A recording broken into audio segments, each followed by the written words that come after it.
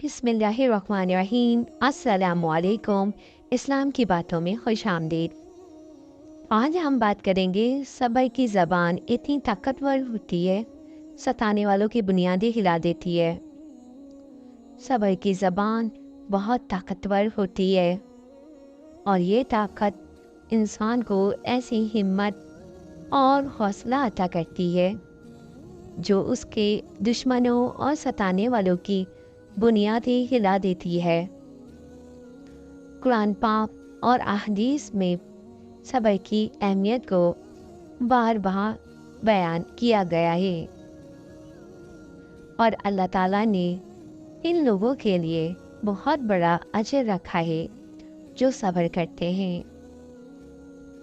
सब्र दरअसल एक ऐसी ढाल है जो हमें ज़िंदगी, मुश्किलात, मसाइब और आजमाइशों से बचाती है।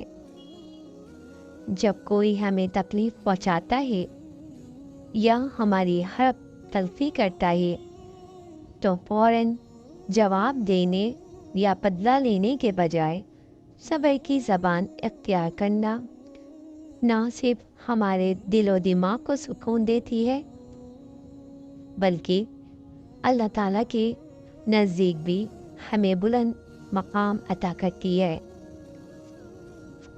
रसूल अल्लाह सल्लल्लाहु अलैहि वसल्लम ने फरमाया कि सब्र ईमान का निफ्स है,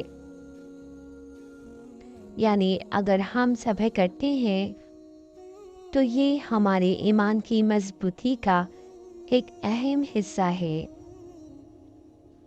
सब्र का मतलब ये नहीं कि हम खामोशी अख्तियार कर लें और सब कुछ बर्दाश्त करें, बल्कि सब्र का असल मफ़हूम ये है कि हम अल्लाह की रज़ा पर राज़ी रहें, ये जानते हुए कि हर चीज़ अल्लाह ताला के हुक्म से हो रही है।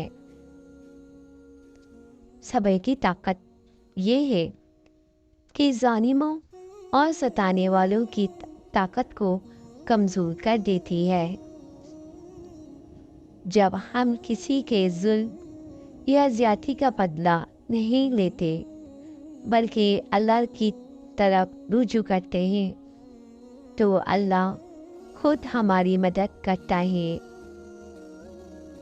और हमारे दुश्मनों को ज़लील व ख़ार करता है।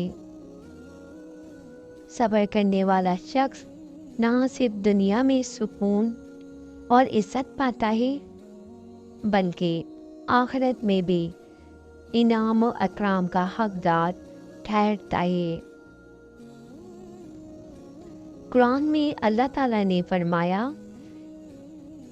और सब्र करो, बेशक अल्लाह सब्र करने वालों को के साथ है। सूरतुल अनफाल आयत नंबर 46। ये आयत हमें बताती है कि सब्र करने वाले कभी तन्हा नहीं होते, उनके साथ अल्लाह की मदद और उसकी रहमत हमेशा मौजूद रहती है। लिहाजा हमें ज़िंदगी के हर मामले में सब्र की ज़बान इख्तियार करनी चाहिए, क्योंकि ये ज़बान ऐसी है जो जुल्म और ज़्यादती को ख़त्म कर देती है और हमारे दिल को अल्लाह के करीब ले जाती है। आमीन।